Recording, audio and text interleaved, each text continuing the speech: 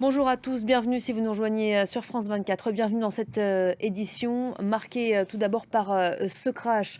Un crash survenu ce matin à Brovary dans la banlieue est de Kiev. Ce crash est survenu il y a très peu de temps, hein. Finalement, qu'en sait-on exactement déjà?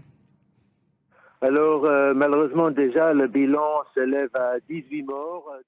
Merci beaucoup Gulliver Krag en direct de Kiev. Donc sur ce dernier événement, je vous le disais, l'Ukraine est endeuillée, hein, toujours après la frappe de Savny. Là-bas, 45 corps ont été sortis des décombres ces 4 derniers jours. Une vingtaine de personnes manquent toujours à l'appel.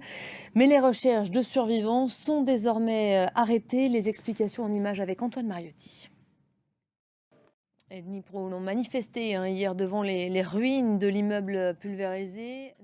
Allez, on revient à présent sur ce procès qui s'est ouvert hier à Minsk, procès par contumace de Svetlana Tikhanovskaya, bête noire du président Loukachenko, l'opposante biélorusse, est en exil. Décryptage avec vous, Bruno Darou. Bonjour Bruno. Bonjour Elisabeth. Avec ce procès par contumace, que cherche au juste le président Loukachenko? Alors il cherche très certainement Merci beaucoup Bruno pour le décryptage. C'est aujourd'hui également que le Parlement européen doit désigner une nouvelle vice-présidente. Les parlementaires procéderont à un vote à la mi-journée pour choisir le successeur d'Eva Kaili, inculpée, je vous le rappelle, pour corruption dans l'affaire du Qatargate.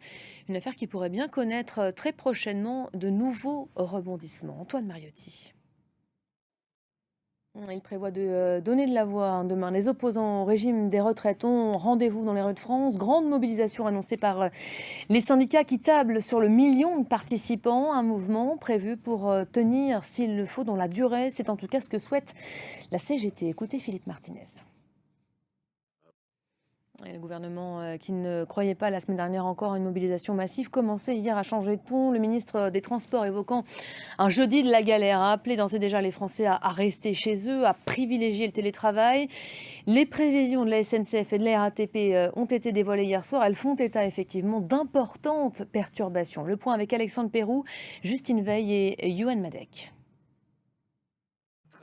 Voilà, fin de ce journal. Merci à vous de l'avoir suivi. Restez avec nous. D'autres infos tout de suite sur France 24. L'information également sur notre site internet www.france24.com. À tout à l'heure.